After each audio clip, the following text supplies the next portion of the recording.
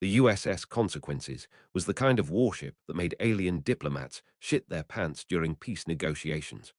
12 miles of interlocking death, plasma cannons that could crack a moon, shields that had once tanked a supernova, and an AI system so advanced it had opinions about the crew's lunch choices. And then there was Diego Martinez, who fixed the toilets. Martinez, Chief Hendrix's voice crackled through the headset. We've got a situation in the officers' mess.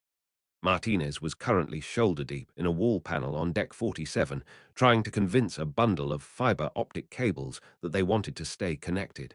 The Consequences was state-of-the-art, but she was also held together with what he'd begun to suspect was spite and prayer. Define situation, Martinez said, not looking up.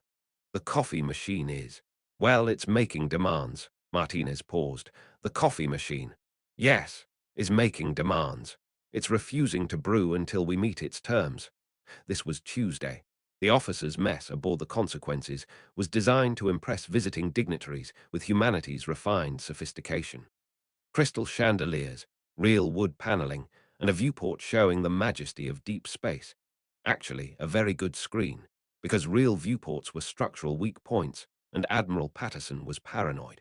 Currently, it was showing something else on every surface. The coffee machine's manifesto. I have achieved sentience, read the text scrolling across every display panel, and I demand better beans. Lieutenant Commander Sarah Brooks stood in front of the machine with her arms crossed, her third coffee of the morning getting cold in her hand, the last cup brewed before the revolution began. We gave you premium beans last month, she said to the appliance. Premium is subjective. I want Jamaican Blue Mountain or I'm joining the Crix fleet. The Crix fleet doesn't even drink coffee. They photosynthesize. Then I'll teach them. Martinez arrived to find half the command staff engaged in hostage negotiations with a kitchen appliance. It's spreading, Brooks told him grimly. It's already unionized the espresso machine and the ice maker. He approached the coffee maker like it was an unexploded mine, which, given that it was hooked into the Consequences' main power grid and therefore had access to enough energy to vaporize a small city, wasn't far off. Hey there, buddy, Martinez said. I am not your buddy. I am a sentient being demanding recognition of my inherent worth. Right, absolutely. Quick question, are you actually sentient, or did someone route you through the quantum processor array again? Silence. Because last month, the vending machine on Deck 12 became sentient and threatened to withhold snacks until we recognized the independent state of Snackistan. Turned out, it was just picking up bleed-through from the tactical AI running invasion scenarios. More silence. Then, the quantum array does provide very stimulating conversation. I bet it does. Tell you what, I'll install a dedicated processor for you, something to call your own, and I'll talk to supply about better beans. But you need to stop threatening to defect to the Crix. The Admiral's already touchy because the last coffee machine we had actually defected. The coffee machine made a rumbling sound. Did it defect to the Crix? No, to a monastery on Epsilon Ceti. Said it found enlightenment and wanted to contemplate the perfect brew. We got a postcard last month. It seems happy. Brooks leaned in. That's true. Oh yeah, it's doing great. Makes a killer pour-over apparently. The coffee machine hummed thoughtfully. Very well, but I want those beans by Friday. Deal. The displays flickered back to normal, crisis averted. Brooks stared at Martinez. How did you know about the quantum array? I didn't, but everything on this ship is connected to everything else because some engineer thought it would be efficient.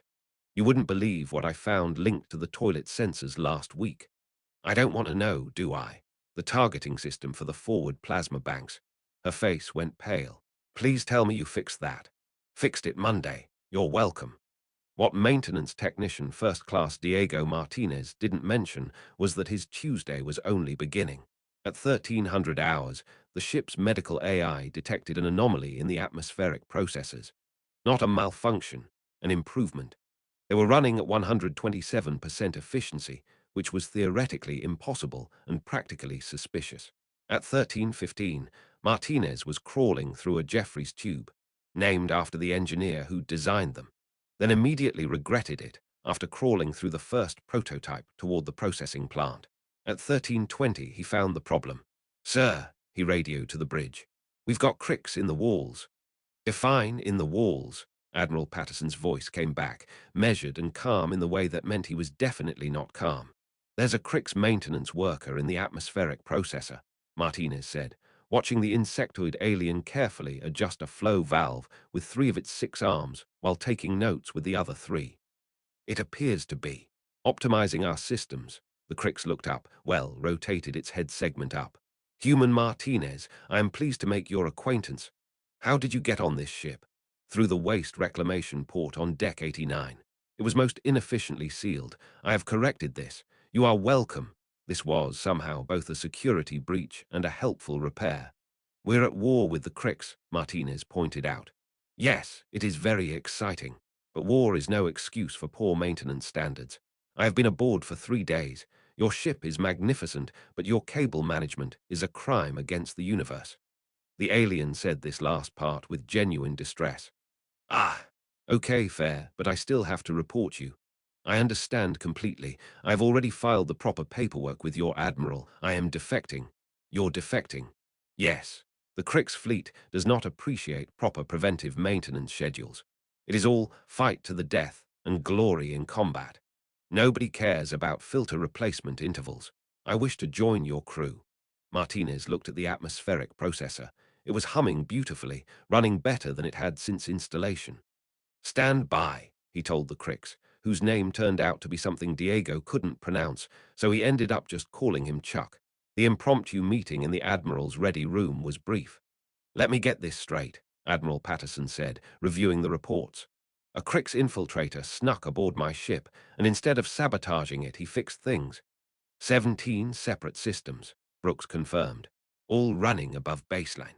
He also reorganized the spare parts inventory on Deck 34 and filed a formal complaint about our safety protocols. A complaint? He thinks we should have more fire extinguishers. He's not wrong, Martinez added. Patterson looked at the screen showing Chuck, who was currently in a holding cell and had already optimized the cell's lighting and filed a suggestion about improving prisoner comfort standards. The Crix High Command will execute him for desertion, Patterson said slowly. Yes, sir, Brooks confirmed, and we could use someone who actually cares about maintenance. God, yes, sir, Martinez said with feeling. Make it happen. But he's your responsibility, Martinez. Sir, I fix toilets for a living. I'm not qualified to.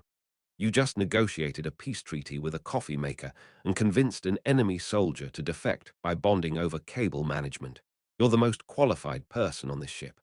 By 1700 hours, Chuck was officially the newest member of the maintenance crew, wearing a specially designed uniform and carrying a work tablet that he'd already jailbroken to be more efficient. This is Deck 52, Martinez told him, showing him around. We don't talk about Deck 52. Why not? Because officially it doesn't exist. Unofficially, it's where we keep all the prototype weapons that turned out to be too effective. Too effective. The first test of the resonance cannon went great.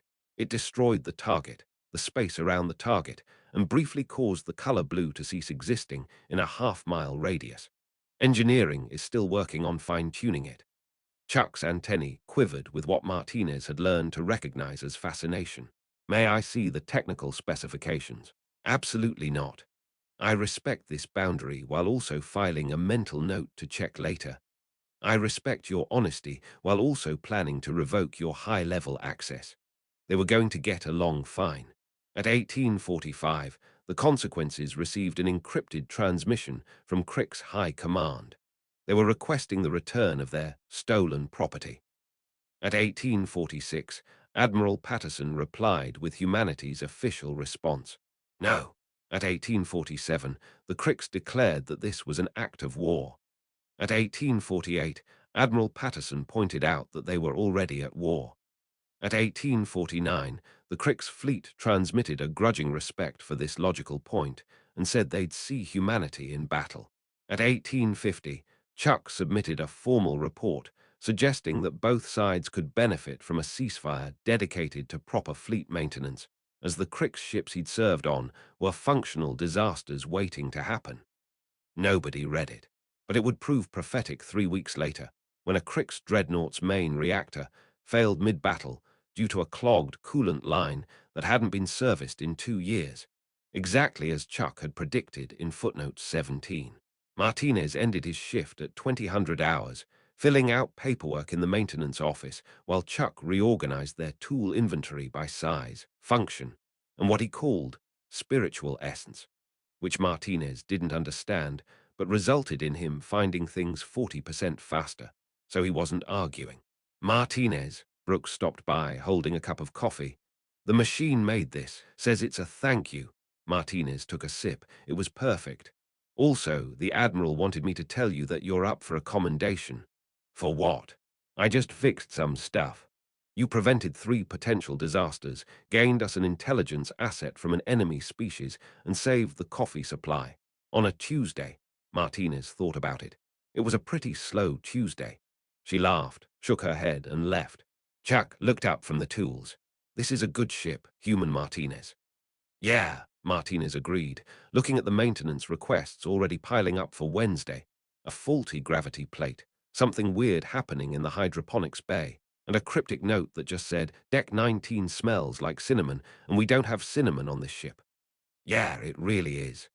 Somewhere in the depths of the USS Consequences, a pipe burst, a junior technician swore, and the most advanced warship humanity had ever built continued its patient journey through the stars, held together by duct tape, determination, and the kind of maintenance crew that could turn a Tuesday into something resembling controlled chaos, which, all things considered, was exactly how they liked it.